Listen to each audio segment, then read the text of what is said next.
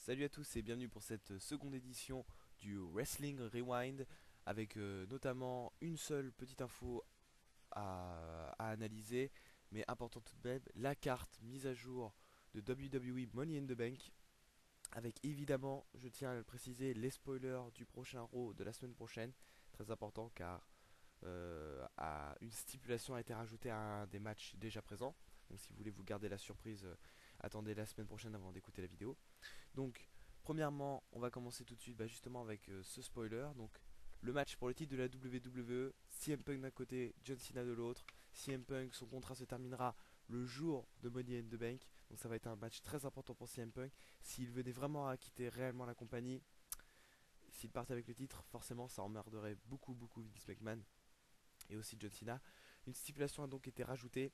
Si Punk remporte le match, John Cena est viré définitivement de la WWE.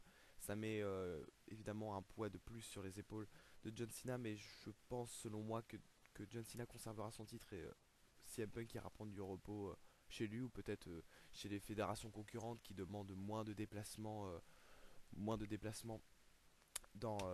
à l'international notamment. On avait rappelé, je vous rappelle, une entrevue de Sheamus qui disait que les superstars pour les tournées voyagent environ 4 jours par semaine.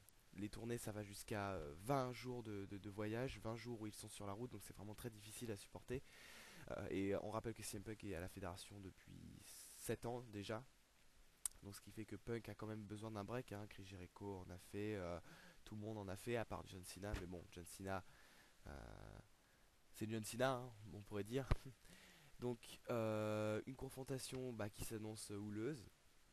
Et on rappelle aussi, le pay-per-view se déroule à Chicago, dans l'Illinois, la ville natale de CM Punk. Ça va être un superbe clin d'œil parce que le public va vraiment être derrière CM Punk.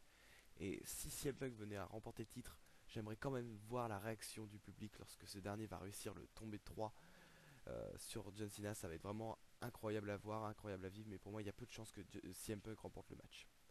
Le second match, pas de match qualificatif pour le match de l'échelle à Raw.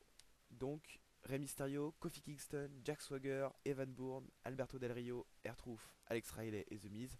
8 participants donc, on rappelle, c'est vrai que 10 participants, ils avaient essayé la même chose l'an dernier à WrestleMania 26, ça avait totalement foiré, c'était complètement le bordel sur le ring.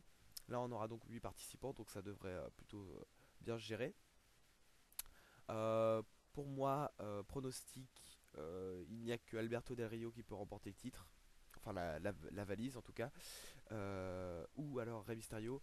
Euh, Rappelons quand même que déjà Alberto Del Rio et Rey Mysterio s'étaient affrontés dans un number one contender match du dernier Raw, ce qui montre une volonté des bookers à mettre en avant ces deux hommes pour la conquête du titre. R-Truth était aussi dans le match number one contender, mais je pense que là il va bientôt être grillé des tablettes de la WWE, hein, avec cette conspiration qui commence à tourner en rond selon moi. Alex Riley est beaucoup trop jeune, The Miz a eu sa chance au titre et je pense qu'il faut qu'il continue sa feud avec Alex Riley. Kofi Kingston est actuellement dans une feud pour le titre intercontinental que j'espère il récupérera parce que c'est toujours des belles confrontations entre Ziggler et Kingston. Jack Swagger, je vois vraiment peu de chances de le voir remporter Money in the Bank. Il l'a déjà remporté une fois, justement en 2010 lors de WrestleMania 26. Il n'y avait que CM Punk justement qui avait réussi à le gagner deux fois et pour moi il y a peu de chances que Jack Swagger réitère. Donc pour moi, et Evan Bourne étant trop jeune, pour moi ça sera Alberto Del Rio qui remportera la mallette et qui permettra sûrement justement un affrontement face à John Cena pour SummerSlam. On en parle beaucoup dans les rumeurs. Justement, Alberto Del Rio avait défié lors de la conférence, des jeux vidéo justement John Cena pour un match à SummerSlam. Donc pour moi c'est Alberto Del Rio vainqueur. Il y aura évidemment le match de l'essai pour SmackDown. On ne connaît pas encore les participants. Ils seront annoncés vendredi, donc je reviendrai là-dessus vendredi. Enfin, plutôt demain, car les spoilers seront publiés demain. Donc on reviendra demain là-dessus. Et enfin, le match pour le titre des Divas. Bon, comme d'habitude, les Divas, hein, c'est un peu la rubrique bouche-trou de la WWE. Malgré tout, une confrontation intéressante entre Kelly Kelly et Brie Bella. Rappelons que Nikki Bella était la dernière championne, que Kelly Kelly avait été choisie par le public pour l'affronter pour le titre, et Kelly Kelly avait remporté justement le titre. Là, cette fois, c'est à l'autre sœur de venir pour avoir sa chance. Je pense sûrement une victoire de Brie Bella car une intervention de Nikki n'est pas à oublier. Peut-être même, pourquoi pas, un split de l'équipe entre Brie Bella et Nikki Bella, pourquoi pas une feud menant au titre entre les deux femmes. Mais pour l'instant, une carte vraiment très correcte, vraiment. Pour l'instant, c'est une carte qui tient la route puisque le Money de Bank, comme d'habitude, on le présente plus, c'est quand même un superbe match. Et le match pour le titre WWE, alors là, que dire de plus quoi, ça va être vraiment la grosse pression ce soir-là. À Chicago, ça va bien résonner dans l'arena.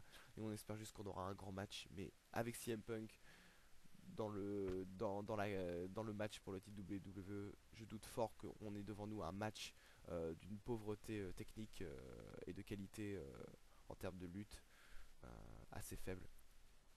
Donc ça va être un très très beau pay-per-view. Voilà, c'est tout pour moi. C'était donc le numéro 2 du Wrestling Rewind. Restez branchés et évidemment commentez, aimez mes vidéos. Je l'espère, vous continuerez à me soutenir. Et peut-être bientôt je commencerai à mettre quelques vidéos justement dans mes montages plutôt que des photos pour essayer de mieux analyser en détail l'actualité.